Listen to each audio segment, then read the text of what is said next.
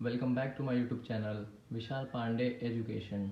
आज की वीडियो में हम देखेंगे हॉफमैन ब्रोमामाइड रिएक्शन, या फिर इसको एक और नाम से जानते हैं हॉफमैन डिग्रेडेशन रिएक्शन। ठीक है, रीअरेंजमेंट भी बोलते हैं कहीं कहीं, बट हॉफमैन ब्रोमामाइड या फिर हॉफमैन डिग्रेडेशन अगर पूछें तो आप यही रिएक्शन लिखेंगे, दोनों सेम ही होते हैं। होता क्या है, इसकी डेफिनेशन हमने लिखा है कि when amide is heated with bromine in basic medium then 1 degree amine, या फिर प्राइमरी एमीन भी बोल सकते हैं, 1 डिग्री को आपको पता ही है।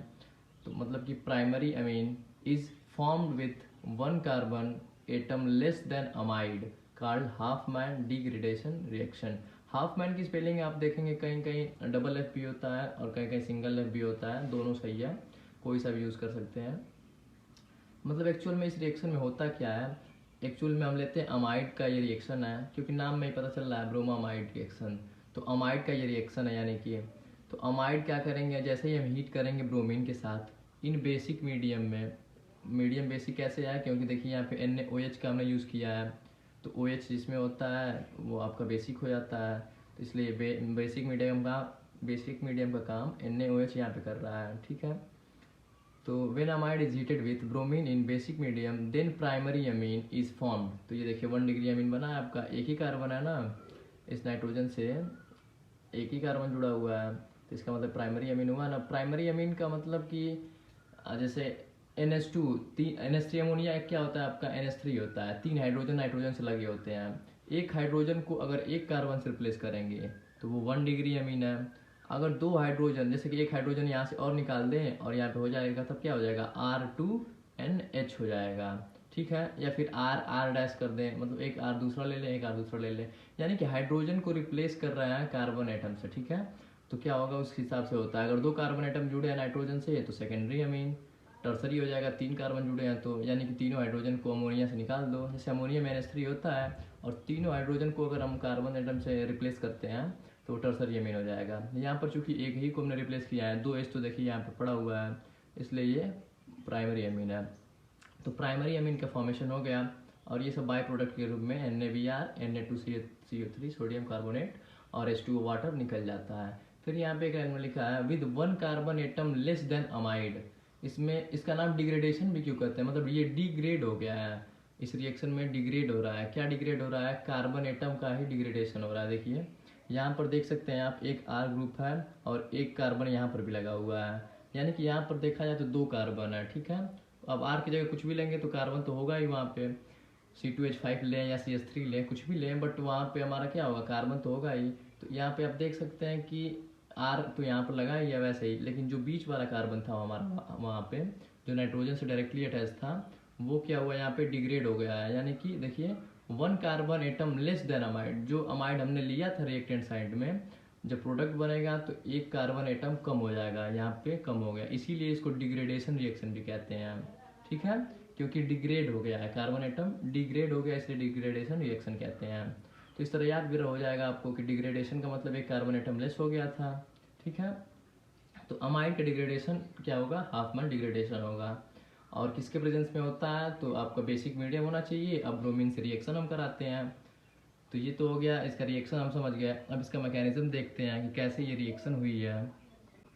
मैकेनिज्म देखते हैं जब, तो सबसे पहले मैकेनिज्म में होता क्या है कि NaOH जो हमने लिया था, यानी कि बेसिक मीडियम लिया था, तो NaOH ब्रेक कर जाएगा Na पॉजिटिव और OH निगेटिव में आपका। ठीक है, उसके बाद आएगा रोल में हमारा जो अमाइड हमने लिया है, वो जब अमाइड आएगा तो आप देख सकते हैं अमाइड में क्या है, RCO। ठीक है, और नाइट्रोजन के साथ एक हाइड्रोजन ऊपर एक हाइड्रोजन नीचे, उसको हमने ओपन करके बना दिया है NH2 को, और यहाँ से OH निकला है और वो हाइड्रोजन वहाँ से निकलेगा H+ के रूप में, तो H+ और OH मिलके H2O यहाँ से निकल जाएगा। ठीक है, वाटर निकल जाएगा यहाँ से, तो वाटर निकल जाएगा तो नाइट्रोजन पे नेगेटिव चार्ज आ गया। ठीक है, यहाँ तक। उसके बाद हम ब्रोमीन से रिएक्शन करा रहे हैं, तो ब्रोमीन आपको पता है कि ब्रेक करेगा, कैसे ब्रेक करेगा ब्रोमीन, Br और Br दोनों बॉन्ड बनाया है इसने, तो हम अब देखिए दोनों सेम एटम है ये। ठीक है, तो हम इसीलिए पार्शियल पॉजिटिव पार्शियल नेगेटिव लिखे हैं इस पर, क्योंकि ये बॉन्ड अभी ब्रेक नहीं हुआ है। अगर ब्रेक होगा मान लेते हैं तो एक ब्रोमीन पे नेगेटिव, किसी पे ब्रोमीन पे नेगेटिव कर सकते हैं पार्शियल, और किसी पे पॉजिटिव पार्शियल। तो मान लेते हैं इधर ब्रेक किया तो इधर पार्शियल नेगेटिव हो गया और इधर पार्शियल पॉजिटिव हो गया। तो अब हमें काम किसका है, क्योंकि चूंकि हमारे पास नाइट्रोजन पे नेगेटिव है तो अटैच इससे कौन सा वाला होगा, जो जिस पे पॉजिटिव चार्ज होगा वही तो होगा। तो इस पे पॉजिटिव चार्ज है हमारे पास, तो ये जा करके हमारा नाइट्रोजन के साथ लग जाएगा, लग गया वहाँ पे जहाँ से हाइड्रोजन निकला था। ठीक है, क्योंकि H+ के रूप में हाइड्रोजन निकला था तो H+ था वो भी, यहाँ पर भी Br पॉजिटिव है पार्शियल, तो ये जाके अटैच हो सकता है। फिर अगेन क्या होगा, फिर अगेन वही प्रोसेस होगा, NaOH से OH और एक हाइड्रोजन जो वहाँ पे हमारे पास है वो निकलेगा नाइट्रोजन से जो लगा हुआ है, फिर वो वाटर निकल जाएगा। फिर अगेन नाइट्रोजन पे नेगेटिव चार्ज आ गया, फिर अगेन नाइट्रोजन पे जब नेगेटिव आया तो आप देख सकते हैं कि होगा क्या कि कार्बन और ऑक्सीजन के बीच में डबल बॉन्ड जो है ये क्या करेगा कि ऑक्सीजन के साथ ब्रेक कर जाएगा, या फिर आप समझ सकते हैं कि रेजोनेंस होगा यहाँ पे। जब रेजोनेंस होगा तो ये नेगेटिव जो है नाइट्रोजन पे ये डबल बॉन्ड बना लेगा कार्बन के साथ और ऑक्सीजन पे नेगेटिव हो जाएगा। ठीक है, या फिर आप ऐसे समझ लीजिए कि कार्बन ऑक्सीजन के बीच में डबल बॉन्ड है, तो ऑक्सीजन जब बॉन्ड ब्रेक करेगा तो ऑक्सीजन पे नेगेटिव और कार्बन पे पॉजिटिव। जब कार्बन में पॉजिटिव हुआ तो कार्बन और नाइट्रोजन के बीच में डबल बॉन्ड का फॉर्मेशन हो गया और ऑक्सीजन पे नेगेटिव देखिए आपका यहाँ पे है। ठीक है, और कार्बन नाइट्रोजन के बीच में डबल बॉन्ड का फॉर्मेशन हो गया। लेकिन एक्चुअल में ये हो क्या रहा है, रेजोनेंस हो रहा है। तो नाइट्रोजन से नेगेटिव चार्ज था, पहले यहाँ पे डबल बॉन्ड था, इस पे नेगेटिव है, तो ये रेजोनेंस जब करेगा तो यहाँ कार्बन और नाइट्रोजन के बीच में डबल बॉन्ड हो जाएगा और ऑक्सीजन पे नेगेटिव चार्ज हो जाएगा। ठीक है, तो यहाँ पे फिर आपका क्या हुआ है, कार्बन ऑक्सीजन के बीच में डबल बॉन्ड हो गया नाइट्रोजन के बीच में और ऑक्सीजन पे नेगेटिव हो गया। अब यहाँ पे देखिए ब्रोमीन इलेक्ट्रोनेगेटिव होता है नाइट्रोजन से ज़्यादा, तो ये निकल सकता है यहाँ से, और क्या होगा वहाँ से एल्किल जो है R ग्रुप है वो निकलेगा R नेगेटिव के रूप में। ठीक है, तो Br नेगेटिव के रूप में निकल गया यहाँ से, और R नेगेटिव डायरेक्टली आके फिर तुरंत नाइट्रोजन से लग जाएगा। जैसे ही नाइट्रोजन से लगेगा तो चूंकि R नेगेटिव के रूप में निकला है तो इस कार्बन पे पॉजिटिव चार्ज आएगा, इस कार्बन पे पॉजिटिव चार्ज आएगा और ऑक्सीजन पे नेगेटिव दिख रहा है हमें, तो पॉजिटिव नेगेटिव मिलके अगेन कार्बन और ऑक्सीजन के बीच में डबल बॉन्ड का फॉर्मेशन जैसे था पहले वैसे ही हो गया, और नाइट्रोजन और कार्बन के बीच में हम डबल बॉन्ड देख ही रहे हैं। और हुआ क्या है, जो एल्किल ग्रुप था R वो आके नाइट्रोजन से लग गया है, तो यहाँ पे R जाके नाइट्रोजन से लग गया है और Br नेगेटिव निकल गया, और ये इंटरमीडिएट का फॉर्मेशन होता है इस रिएक्शन में, एल्किल आइसोसाइनेट बनेगा। इसको क्या कहते हैं, एल्किल आइसोसाइनेट कहते हैं। तो ये चीज़ याद रखिएगा, 3 से 4 रिएक्शन ऐसी हैं जिसमें एल्किल साइनेट का फॉर्मेशन होता है इंटरमीडिएट के रूप में।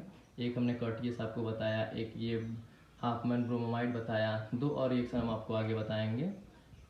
तो ठीक है, फिर आगे का देखते हैं क्या होगा। एल्किल साइनेट से एल्किल आइसोसाइनेट से कैसे अब हमारा क्या बनेगा, जो हमें प्रोडक्ट बनाना है प्राइमरी अमीन। ठीक है, इंटरमीडिएट जो हमारा बना है एल्किल आइसोसाइनेट, इसका हाइड्रोलिसिस जैसे ही करेंगे तो कार्बन और नाइट्रोजन के बीच में जो डबल बॉन्ड है वो नाइट्रोजन के साइड शिफ्ट होगा, नाइट्रोजन पे नेगेटिव हो जाएगा और कार्बन पे पॉजिटिव। तो नाइट्रोजन पे जब नेगेटिव होगा तो उसके साथ H+ जाके अटैच हो जाएगा, और कार्बन पे चूँकि पॉजिटिव हुआ है तो इससे OH जाके लग गया, OH यहाँ पे लग गया, OH नेगेटिव। ठीक है, फिर जब ये लग जाएगा तो फिर नाइट्रोजन ये कार्बन से अपना बॉन्ड ब्रेक कर लेगा। क्यों, क्योंकि यहाँ पे हम देख रहे हैं कि कार्बन डाइऑक्साइड ईजिली निकल सकती है। कैसे निकलेगी, ये हाइड्रोजन H+ के रूप में निकलेगा और यहाँ से नाइट्रोजन ये अपना बॉन्ड ब्रेक कर लेगा, तो इस कार्बन पे पॉजिटिव, ऑक्सीजन पे नेगेटिव, तो इस तरह से ये CO2 निकल गया और RNH नेगेटिव हो गया, और यहीं से H+ भी निकला था हमारा, तो ये H+ RNH नेगेटिव पकड़ लेगा तो क्या हो जाएगा, RNH2 यानी कि प्राइमरी अमीन बन गया और कार्बन डाइऑक्साइड बाई प्रोडक्ट के रूप में निकल गया। अगर ये वीडियो अच्छी लगी तो लाइक कर दीजिएगा, और कुछ भी डाउट हो तो कमेंट कर दीजिएगा, और ऐसी वीडियो पाने के लिए चैनल को सब्सक्राइब कर लीजिएगा और ज़्यादा से ज़्यादा शेयर करिएगा। Thanks for watching friends.